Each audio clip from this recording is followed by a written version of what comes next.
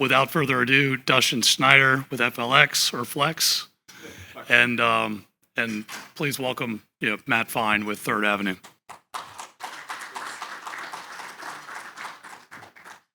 Thanks, John.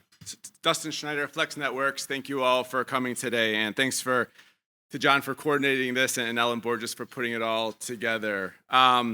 Just quick blurb on Flex, FLX Networks. We're a fintech company. We look to modernize the engagement experience between the asset and wealth management industry, really educationally focused. We have information from hundreds of asset managers up on our portal, thought leadership, product information, content, etc. You can go on and schedule a demo. Additionally, one of the managers that we partner with closely that puts up excellent content up there is Third Avenue Management. We're lucky to have the portfolio manager of their value fund with us today, Matt Fine. He'll come up in a second. Matt is portfolio manager of the fund. As I said, it's a deep value. They take a contrarian approach to global equity investing. Their mantra is buy gray clouds, sell sunshine. All I see is sun out there today. Matt will let you know if he's selling or not. We'll get to that. His strategy's done very well over the years. In 2022, they were up 17% when everything else was down. So they find a way to get it done. And today he's talking to us about global value investing in an uncertain world. Tariffs, trade wars, turmoil, and trouble. So you can't really get much catchier of a title than that. So a lot of interesting things. Please be interactive with Matt. It's a free forum. And we'll be hanging around afterwards if you have questions on the presentation or the strategy he runs at Third Avenue. So with that, I'll hand it over to Matt.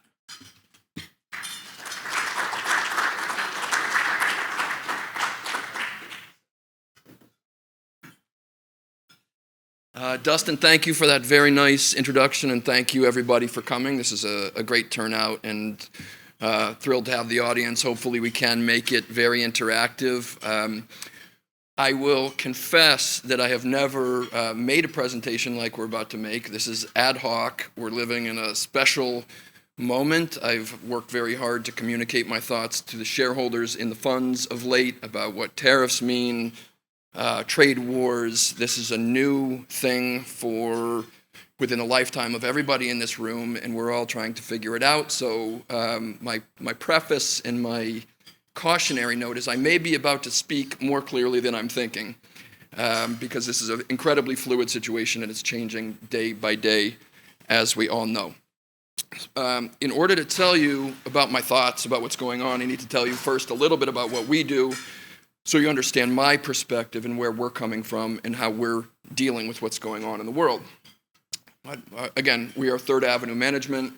My name is Matt Fine. I'm the portfolio manager of the Third Avenue Global Value Fund. I am also a management committee member of our firm, so I wear a few hats. We're approximately $1.4 billion in assets under management across a few strategies today, including Global Value, which is the strategy that I manage, small cap, U.S. small cap, global real estate, and international real estate. And a couple of years ago, we incepted a all non-U.S. strategy, which I also managed, which goes back to my roots as a non-U.S. investor. I've been at Third Avenue for 25 years, and a lot of that time has been spent on the non-U.S. side of our business, and I suspect we'll get into that a little bit later in the talk as well. But again, please interrupt, ask questions. Obviously makes it much more interesting for everybody. That I just covered. That's me. You got that part. Okay, so we're not trying to cover the entire investment universe of equities. We're not trying to have an opinion on all stocks out there. Most of the time, stocks are priced about right. We're looking for those rare opportunities where we are able to buy businesses at significant discounts to a conservative estimate of net asset value, right? Very traditional fundamental value investing. But again, equity market participants are not stupid, right? There must be a reason why a business is priced at a significant discount to net asset value. And the vast majority of time that develops where something has gone wrong. Something can go wrong at the macroeconomic level, at the industry level, or something idiosyncratic to a specific company, but something has gone wrong. Other investors become pessimistic, and we're looking for those situations where they have not only become pessimistic, but excessively so, extrapolating recent trouble or headwinds long into the future and imputing that into the valuation of businesses. Then we tend to take a 3 to 5 year investment time horizon, and exactly as Dustin said, right, we're trying to buy gray clouds and at some point later in the future sell when the sunshine develops, 3, 4, 5 years down the road. Simple enough. Very, very important trick and a very important element of the investment philosophy is that the focus on the balance sheet and the financial wherewithal of the businesses that we invest in is absolutely paramount, right? So I just said that we're investing in businesses deliberately, eyes wide open, in difficult set of circumstances. It could be a deep cyclical downturn. It could be a difficult macroeconomic environment. So you need, first and foremost, to make sure that your business that you've invested in is going to survive until the sunshine develops and get to the other side of the headwinds. That's item number one. Item number two is it's all well and good to buy a business at a significant discount to net asset value, but if the company runs out of liquidity in a difficult time, starts having to access equity or credit markets or selling assets at the worst possible times during the downturn, they're going to destroy the underlying net asset value of your business, and you really want to avoid that. Thirdly, if you're one of the best capitalized or the best capitalized company in a tough neighborhood, that can be a recipe in the hands of a clever management team and an aligned management team for creating a tremendous amount of value.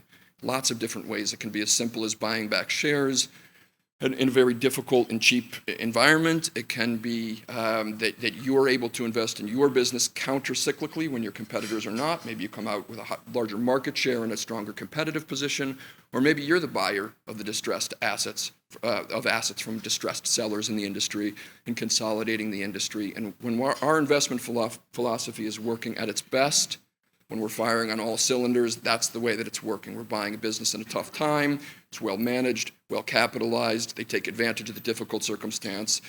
The headwinds abate, and sunshine develops at some point in the future. And then we move on, find more trouble somewhere else. Okay. Let's see. When we put this together at the whole portfolio level, just to share a little bit, 25, on average 30 holdings in the portfolio. It's conviction weighted, 40 to 50% in the top 10 is pretty typical. Very, very high active share and relatively low turnover within the context of this industry. 16% has been a pretty normal number, but 15 to 20% is a reasonable expectation. That may sound like just an afterthought, the amount of turnover, but it's actually, I've come to appreciate, absolutely critical. Whereas the average turnover for a U.S. actively managed mutual fund is about 70% per year, which means that the average holding period is about 6 quarters. Right? So if your holding period is on average 6 quarters, that means you care a lot about the next few quarters, what's going to happen, earnings beats, what is the outlook in the near term. Right? Your perspective and what you care about is fundamentally different than somebody who cares about what's going to happen in 5 years. So that's a big deal. Naturally, again, this portfolio doesn't look anything like things that you would compare it to 99% active share. We'll come to that in a second, too.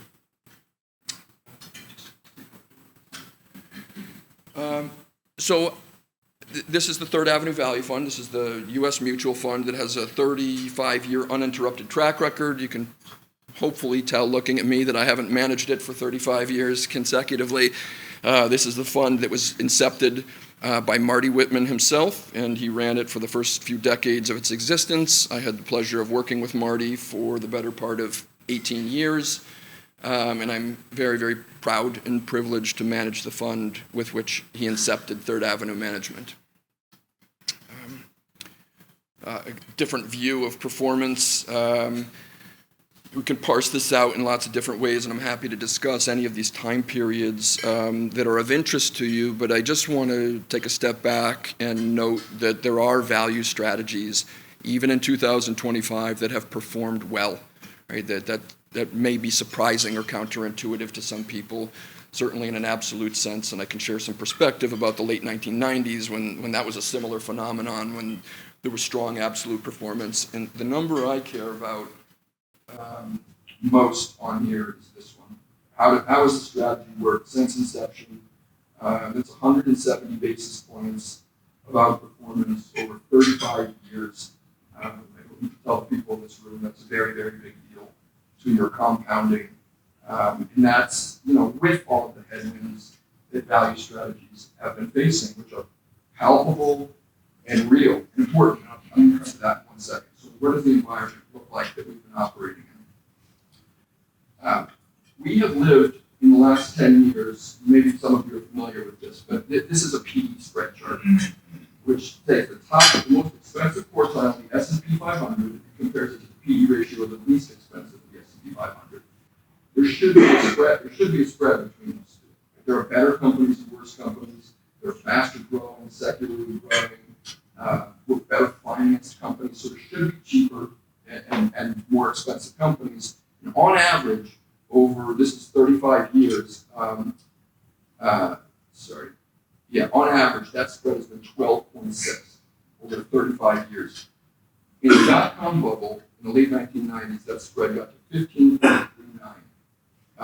In 2000, at the end of 2021, we had surpassed that spread, had surpassed where we were in the dot-com bubble with just relentless outperformance by expensive companies. Expensive companies just got more and more and more expensive for basically 10 years. One of the more subtle but important things on this chart is the cheap companies actually got cheaper in the United States. So with this narrative that interest rates it's basically going to zero by 2021 to propel growth stocks because of the present value math. I won't get into it unless you want me to, but there's a whole narrative in 2021 because the earnings were way out in the future, that they were more sensitive to interest rates. But low interest rates elevate the value of all cash flows, both near and far term. And the value of all of these cash flows should have gone up too.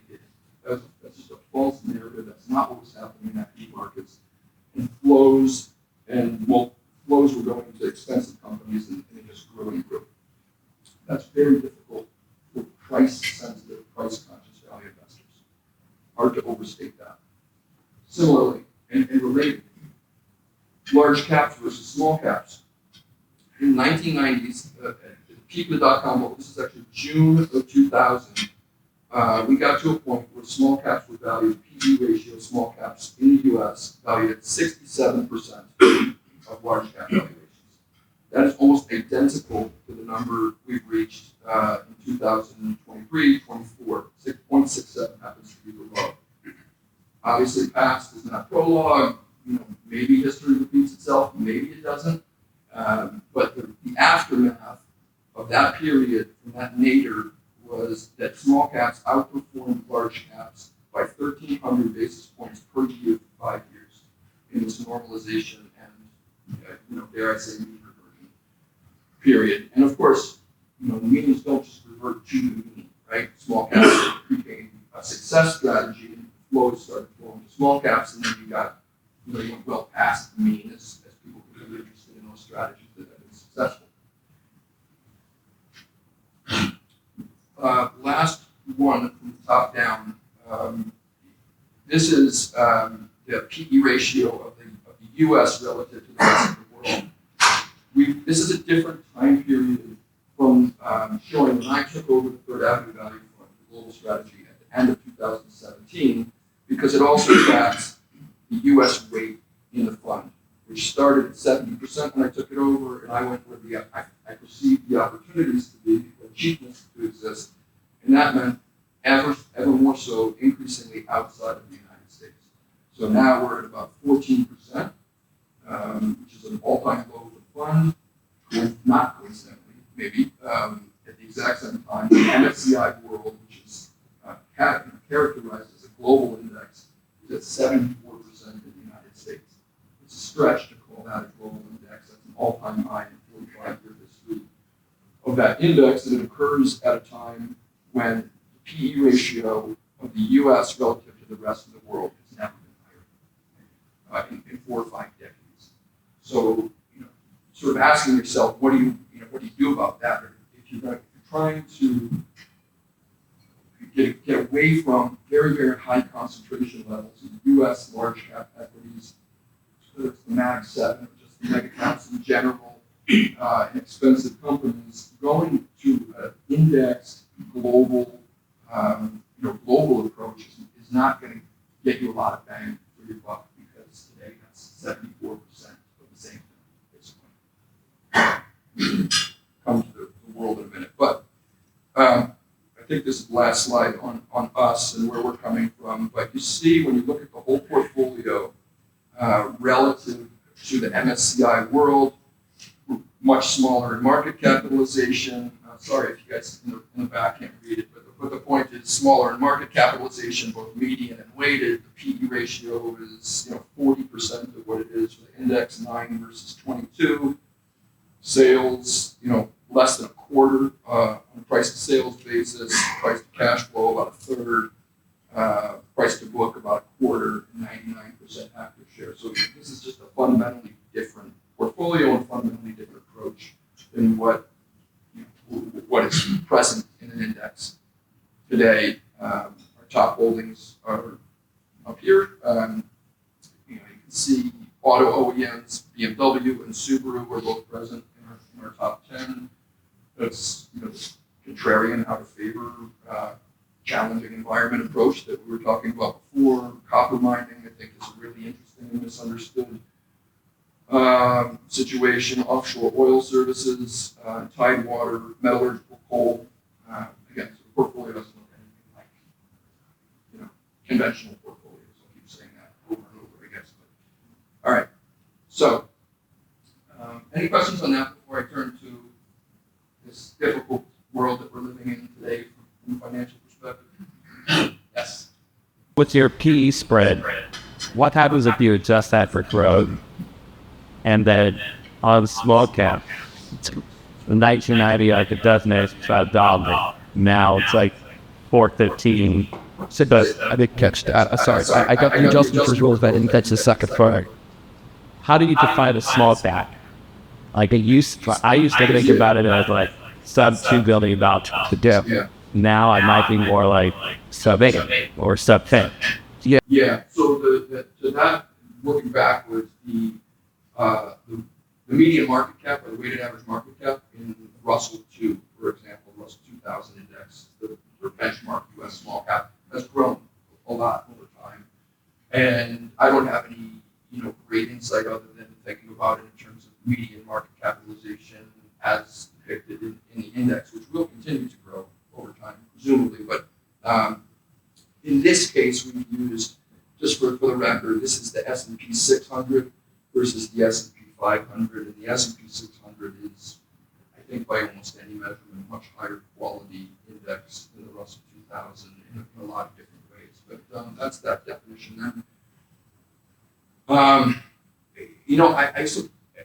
don't have a specific answer about adjusting for growth, other than the fact that in all of these periods of time, right, all of these PE ratios at the top end are valuing the growth embedded in the businesses, right? That's why they have a higher PE ratio. I suppose we could go look at it on a PEG ratio and see what the PEG ratio of those quartiles look like over time, and I don't have that. But these companies were growing incredibly fast at the time. These companies were growing incredibly fast at the time. What I think is important is just to think in terms of long-term historical base rates, and to use a different connection. Every period of innovation over hundreds of years in financial markets that has transformed the way human beings live, operate, whether it's railroads, telecommunications, air travel, computers in the 1960s, the internet in the 1990s, whatever this is that we're living through today, has resulted in periods that look like this, and every single one of them has ended in financial calamity. Okay? Every single one of those periods has ended in a collapse in the equity market. Right? You get this period where people are recognizing the transformational aspects of technology, they're recognizing the growth, and the world will never be the same, and they become very, very carried away. And what I'm trying to track here is, historically speaking, over the last 35, 40 years, these are the periods that look like really carry away. This is a kind of a follow-up to that point on this divergence in the value. Of course, we had the S&P 500, which is probably demonstrated on an equally weighted basis. Quite as much. What about the idea that we live in this winner-take-all world where increasingly there are companies exercising monopolistic or near monopolistic powers in industry after industry, and they're able to sustain a longer period of high returns on invested capital, growing capital to exercise this market power. It's a great question, as is the thinking about growth and what might be different about these businesses today. And it's a challenging one to respond to in the sense that you almost need to go, not almost, but you need to analyze and go litigate on a company by company basis, thinking about the business model. And in order, it takes you to a place of having to go poke holes in the business model. Some incredibly fantastic businesses. However, we've again, going back through history, we've gone through periods that have not been felt like that many times, where the businesses looked impenetrable, they looked indispensable. It was difficult to imagine what could conceivably displace them, and then they became larger and larger, in many cases, or more and more important in life. I guess it was maybe it's cliche or platitude, but when you become incredibly large and incredibly important, life becomes incredibly difficult, right? Especially when you're attracting, when you're earning really high returns on capital, you become quasi-monopolistic, regulators care, governments care, competition cares, and these companies that comprise, whatever you want to call it, Max 7, and that are dragging this weight at the top, upward, in many cases, didn't even exist 30 years ago. Amazon, broad sweep of history, is a relatively new business. Tesla is a relatively new business, right? They all are, and to suggest that they're unsupplantable, if that's a word, it really drags you into flirting with saying that this time is different, and trying to, right? I want to be conscious of that. So I can't tell you on a company by company basis what's going to poke the hole, but I like the long arc of history. One of the question, if you compare IQ7 passing, there's a year more I get called the nickel chip and a lot of time it can be selling, right? Then if it's Xerox or loosely coated, I'd be able to second. But now I'm going with that, well, let me get 52% and if, the boy I've waited 10 years sometimes, he should like those ways to disappear. There's a lot of similarities there since I'm in the short and the price controls of starting at the excellence for the good on best time price controls the oil. I guess we on third person fellows out. Is there a similarity in these that us react? That price controls will come. No, a collapse in the market and high growth stocks that is so popular now, selling it, not like technology. Yeah. So at 60 times earnings, etc. So- 50, 60, 70 times earnings. I'm going to skip way ahead in the presentation because I love your question. And I don't want to be hyperbolic about this, but the answer is yes. Okay. So I'll explain what this means in a second. But this blue line is tracking essentially corporate cash profits as a percentage of GDP. And there are 100 ways that you can measure corporate profitability, but the point is that at the moment, in recent years, corporate profitability in the U.S. has been extremely high. Margins have been very high, returns on invested capital have been very high, and there are lots and lots of reasons for that. Okay, just put that in the back of your mind for 1 second. Okay, that's high profit levels generate your profit, generate your earnings. And on top of that, this is a cyclically adjusted PE ratio, which is basically earnings on average, case-shiller earnings on average over the last 10 years compared to the share price. It looks much more modest if you look at it on recent earnings. And again, recent earnings are very, very elevated. But even still, this is the median. This is 1800s. It's very difficult to read this, but this is a long history of U.S. large cap stocks going back to the 1800s. And the median is 15, and today we're at 27. So if you think mathematically about a normalization of profitability, a combination of the normalization of profitability and the normalization of multiples on that profitability, that's a very bad outcome for U.S. large cap stocks. Interesting. I'm not making that prediction, but it's easy to imagine, I guess. It's a big number. I mean, the order of 40-something%.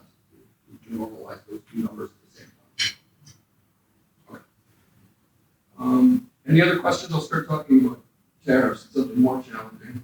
If you'll indulge me for a second. Okay. I had an interesting conversation with one of the attendees right before, and the word trust came up in the conversation several times. And I love what he said, and I'm sharing in this presentation something that I wrote in the most recent quarterly shareholder letter, where I tried to distill all of my thoughts as well as I could and share them with all the shareholders in the fund. But it reads, even if all tariffs are ultimately removed, even in short order, it will be incredibly difficult to fully put the genie back into the bottle. Trust, as they say, is built in drops and broken in buckets. There will be consequences. Right? So we don't know what the path of tariffs are going to be from here. Right? And what I was trying to say with this passage is that even if all of the governments in the world come together tomorrow and say, psych, forget it, right? Forget all that, we're going to go back to where we were before, bad idea. Things will not be the same before, right? A degree of trust has been broken, and a degree of fear has been created.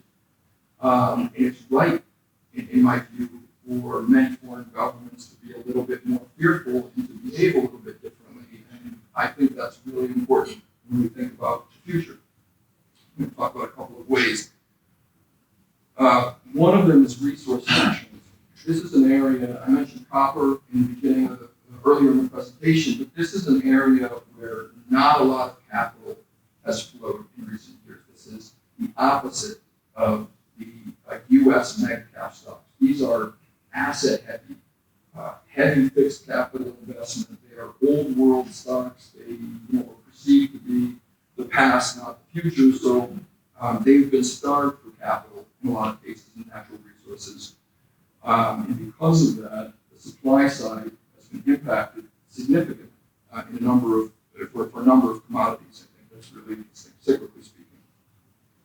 What's not well understood, copper specifically, is by far my favorite when I think about commodities, just to be really clear. What's not well understood is the demand side of copper.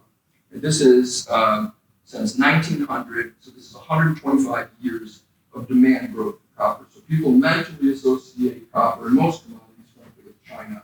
But the demand side of copper was growing long before the Chinese economic miracle at very, very healthy rates. Because anywhere in the world where there's growing industrial activity, where there's growing quality of life, where there's growing population and growing wealth, you're going to see growth in copper. It shows up in every aspect of economic life. You don't really realize it, but you're sitting in a web of copper right now that comprises the electrical network that it's building, all of your devices, the grid that brings it here, the transformers that bring it here, increasingly the power generation side of what's creating the electricity. I flew over some very, very big solar arrays not far out of Richmond on the way in here, and increasingly our transportation depending upon it too. Very, very copper intensive. But what might be most interesting is this little dip right here that I'm struggling to get the dot on. That's the global financial crisis. That was about a 1.5% decline in global demand for copper in a world worst financial crisis in almost 100 years. And this is similar with population growth and copper consumption on a per capita basis, both growing over time, which is what's creating about 3% growth compounded over 125 years. I think that is very simple but not well understood. Okay, good. I'll pick it up. The other thing, so now moving from the supply side, from the demand side to the supply side, many of the world's largest copper mines were discovered a very long time ago. Some of them in the 1800s that are still operating today. And this chart shows the ore grade. Not to get getting a little bit technical, but how much copper is in the rocks that are being dug up. And over 30 straight years, like clockwork, you see declining ore grades. Right? Mining companies start in the best ore, and then they gradually move out to worse and worse and worse ore, which means you've got to dig up more and more rock, which is more and more expensive, which pushes and it creates challenges to copper supply. And that has been inexorably declining. And if you look at the reserves that are still in the ground, you would see a line that mirrors that but below it. So you know what's coming next because you can look at the reserve grades of all the world's largest copper mines. So copper, fundamentally, supply challenge. I'm sorry, I wanted to point out one thing. This little blip up here, this is a bunch of world-class Chilean mines coming on stream that were developed in the 1980s throughout into the 1990s. That's the exception to the rule. You can see that here. This is Chile. This is the supply side. Who makes copper? Chile is like, this brontosaurus in the picture here. And you see this supply growth coming in the 70s, 80s, and 90s, and that was what's created that little exception. But for the last 20 years, flat. Very, very challenging for Chile to grow, struggling, working very, very hard to stay in the same place. The U.S. has declined over 55 years. Russia was a big producer in the old days, not so much anymore. Even China, which is a pretty substantial producer, for 20-something years has struggled to grow and has not grown at all. All of the growth has come from two places, DRC and Peru, which are now 2 and 3 in that order in terms of global production. I don't know if anybody in the room is familiar with the DRC. I have never been there. It's likely that I will never go there, but this is the Democratic Republic of Congo, which is a sometimes war-torn kleptocracy in Central Africa, in the copper belt. And this is now the second largest producer of copper in the world, and basically all of the copper supply growth is coming from those two places. So that's a challenging set of circumstances. Because of all those things, bringing this together, it is widely forecast, and I have never seen anybody with a contrasting view, that copper production will actually begin to fall in coming years, in spite of copper demand rising inexorably. I don't see anybody who has a contrasting view to that either. So what I see is growing shortfalls, specifically for copper. And we could talk about other commodities. I'm happy to do that too, if that's of interest. But what happens when we put tariffs in place? That's the backdrop. Where supply is tight, we've been in deficits at several points in recent years, where inventories are already low. Now the U.S. flirts with putting tariffs in place. Just say it. You breathe it into the economic environment, and people start rushing. U.S. copper futures spike.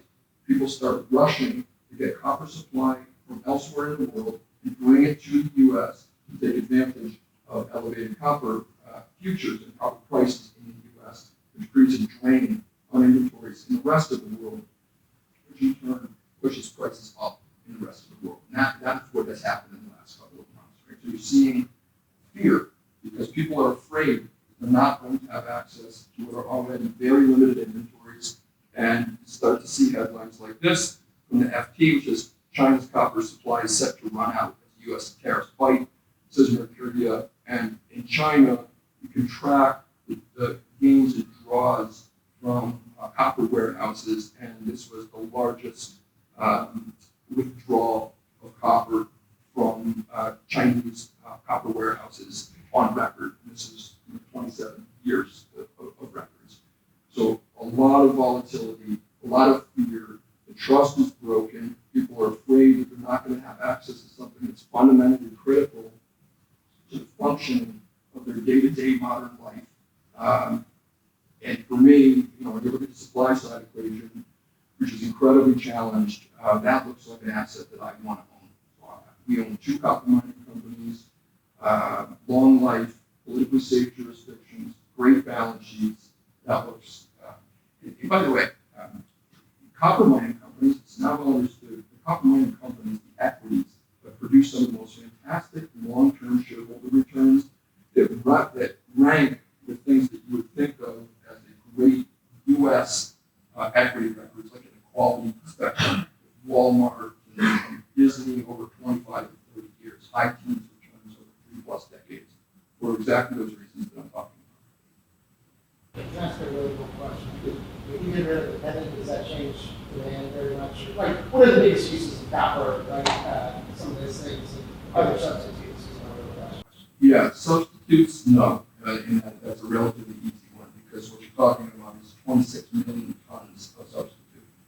And so when you think about being able to substitute a commodity, it's not just something that functions similarly, it's something that functions similarly and can be produced in enormous quantities at reasonable costs. Right? So there's no substitute, probably in my lifetime. The depending is not really part of the picture, but the electrical grid.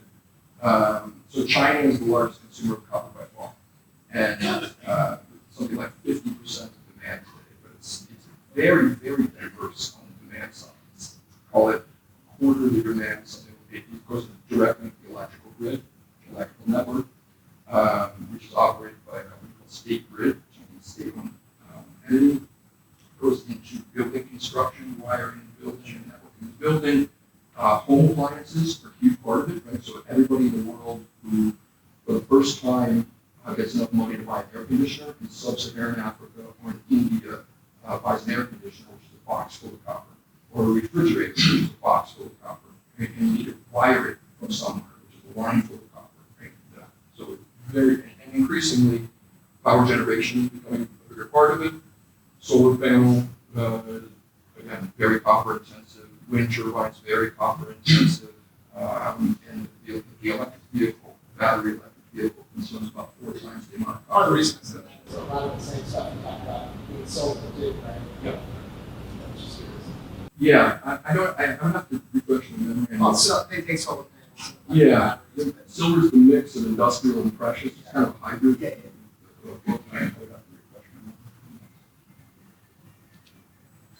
Okay. So maybe moving on. Okay. So nationalism capital, right, is another area where people have become fearful, and this one might be more closer to home for some of the people in this room. But I quoted J.P. Morgan here, and it reads: "A man I do not trust could not get money from me on all the bonds in Christendom. I think that is the fundamental basis of business." So again, his trust has broken down. It's different on a country-by-country basis, right? And I'll show you some quotes in a second. But China is worried about the capital seized and money being withheld, as we did, for example, with Russia, right? Japan is worried about it from a different perspective. Taiwan and Korea are worried about it from a different perspective. But they all have reason to worry today that is much more palpable than it was a couple of months ago. I also think, related to many of the things we talked about in the U.S. equity markets, but it's true in debt markets too, there's an underappreciation that is now being remedied. Underappreciation is growing for how much foreign capital is coming to the U.S. capital market system and the impact that's had on valuations, on interest rates. But today, about 20% of the entire, and I borrowed this from Apollo, different asset management company. I just like this chart. This is Torsten Slock's chart from Apollo. But 20% of the total equity market in the U.S. is held by foreign entities, $18.5 trillion. in the U.S. Treasury market, $7.2 trillion, which is in both of these cases about 25%-ish of the equity and the Treasury market, and then about 4.6 trillion of corporate credit. So that the presence of that capital is very, very important in a lot of ways. One, valuations of U.S. equities. Two, interest rates in the United States, a very reliable and significant source of demand for treasuries that have a huge impact on the rate market, for example. And to the extent that evaporates, that's a very big deal. In terms of holders, Japan, north of $1 trillion, China, $750 billion, UK, $750 billion. So some very big holders who are differently situated, as I mentioned. Japan and China are thinking about this from different perspectives, but both have become a little bit more fearful.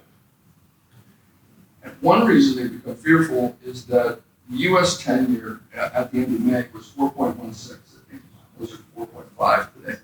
But when you think about this from the Japanese investors, Japanese insurance company, Japanese pension, Japanese savers perspective, the yen has appreciated about 9% relative to the dollar year to date.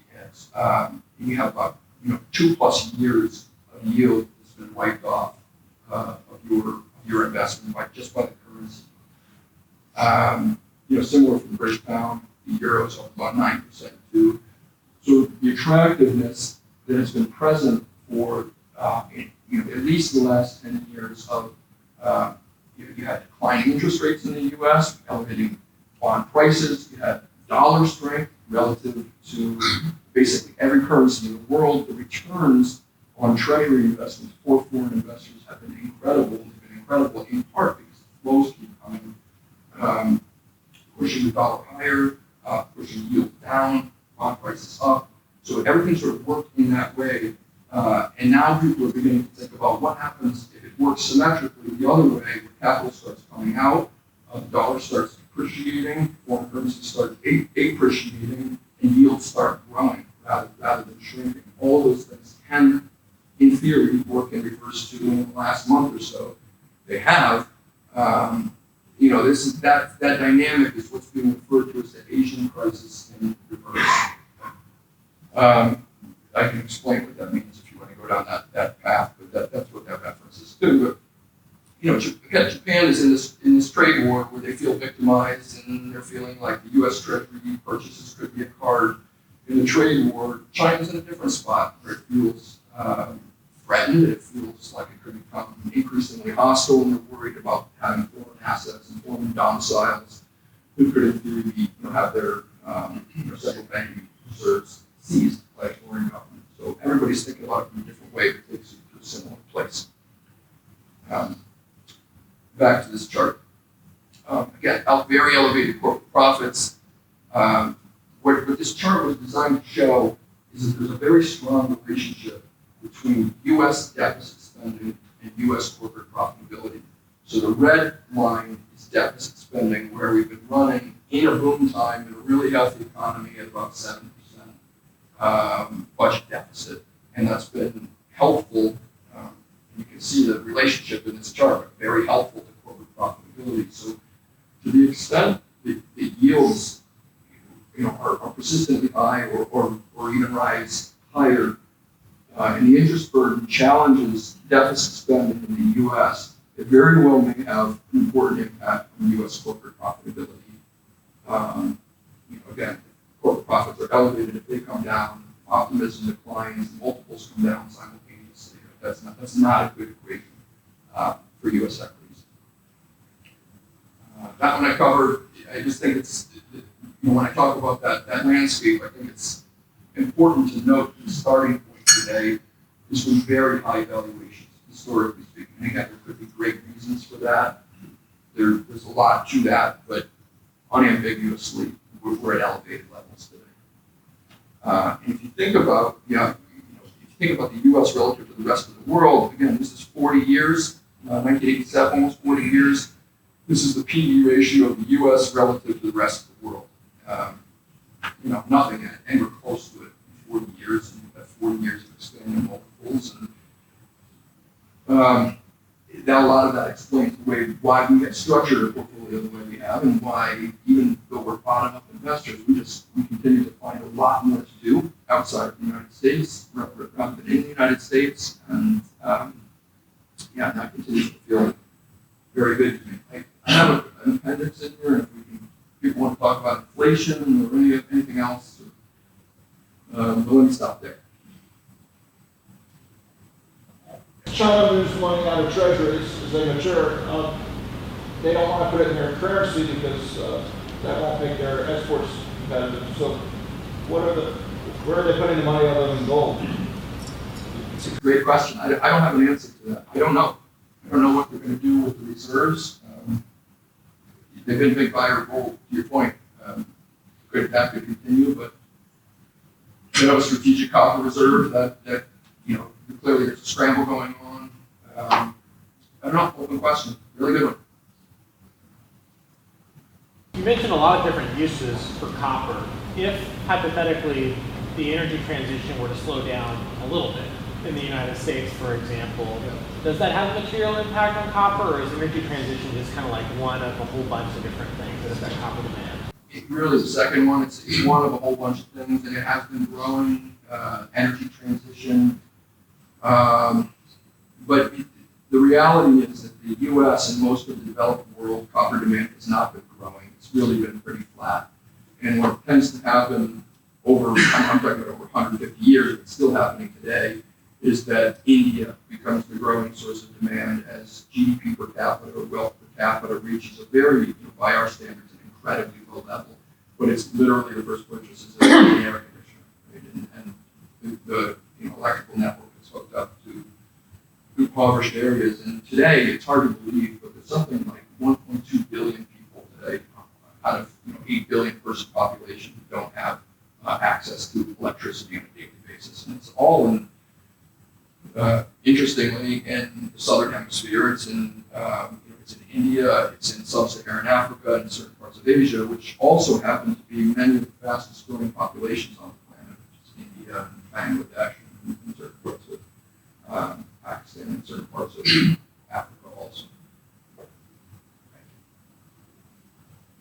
In terms of, how is passive affecting how you're constructing portfolios and how you're expecting to get returns from your holdings? I've heard in the small cap, micro cap space, much more reliance is being on dividends, being a source of return, buybacks, more organic return coming directly from the company, as opposed to hoping that other investors find the opportunity like you did. Yeah. Right. So there's a lot of good stuff. Yeah. Right. So how do you do that? And how do you construct a portfolio with those levers in mind? So I would say that we're not constructing the portfolio any differently than we have over 35 years, which is to go find the best opportunities we are able to find. The best opportunities we are able to find to us are from the perspective of a business owner. I'm not worried about the stock. I generally am not thinking about stock re-rating in the future and having somebody down the road come and see what I saw earlier, even though that is the battle cry of the value investor, which is, value investing is having, I can't remember what the great quote is, but having other people see what you see after the fact. And that's the idea. But I'm not really focused on the re-rating part of it, honestly. I'm trying to buy businesses that if I were a 100% owner of a business, what would the economic returns to me be? And is that sufficient to generate alpha, as I think about it? And by the way, to me, alpha, I think about long-term equity market returns, something like 9%. Maybe you've got a better number over 100 years, something like 9%-ish, maybe a little higher, maybe a little lower.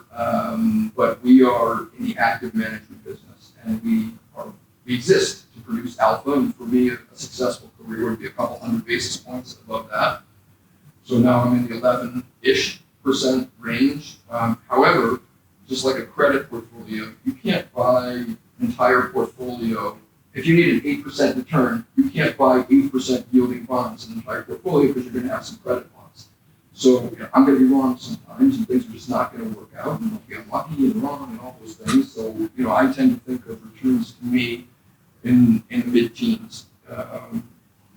Sort of central focal points, and I think we've got a bunch of businesses in the portfolio that are super well financed and can generate that relative to the prices where they're trading today.